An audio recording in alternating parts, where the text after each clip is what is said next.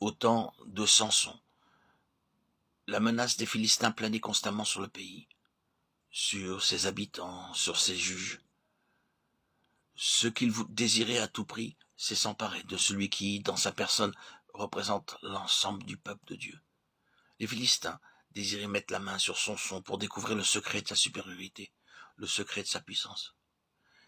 Ils mettaient tout en œuvre pour sonder les mystères de la puissance et de l'autorité spirituelle qui était accordée à Israël.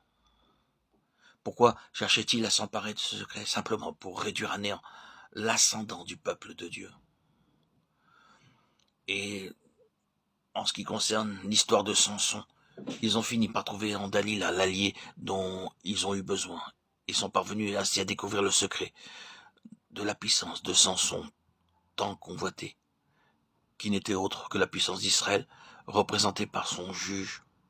Sachant ce qu'ils voulaient savoir, ils ont tout fait de détruire Samson et d'imposer de nouveau leur domination à ses compatriotes. Or, l'élément central dans toute cette affaire, le véritable objectif des Philistins, c'est d'opposer victorieusement leur Dieu au Dieu d'Israël et d'humilier ainsi le Dieu de leur ennemi. Ainsi, ce fameux jour où Samson, aveugle, sort de sa prison pour venir divertir les hôtes des Philistins, quel est le vrai sens des cris de joie de ses oppresseurs? De quoi se glorifient-ils? Tout simplement du triomphe de leur Dieu. Dagon, s'exclame-t-il, est plus grand que Yahvé.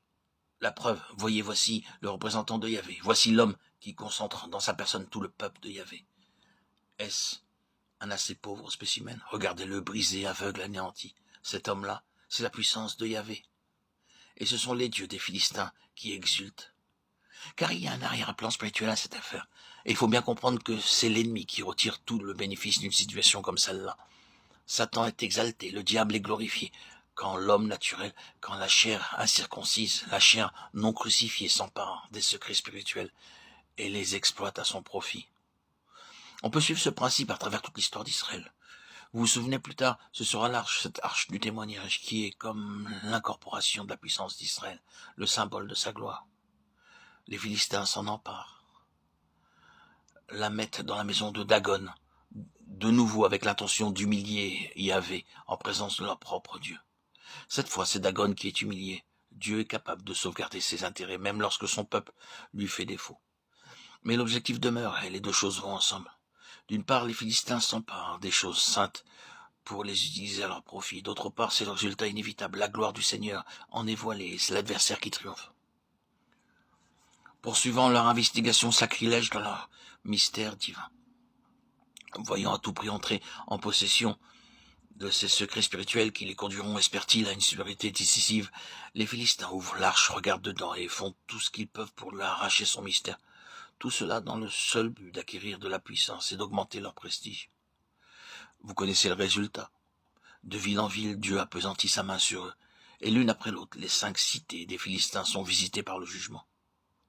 Constamment dans cette histoire, nous voyons les deux choses aller de pair, le désir de posséder les secrets divins, de les détenir et de les utiliser pour se grandir, pour gagner de l'influence, du prestige, avec comme conséquence inéluctable le déshonneur de Dieu et la glorification de l'adversaire. Sans avoir recours à d'autres données, nous en savons assez maintenant pour comprendre à quoi nous avons affaire. Or, les Philistins, l'Écriture nous les présente plus que n'importe quel autre peuple, comme les incirconcis. Et c'est cette appellation qui nous fournit la clé de tout le problème.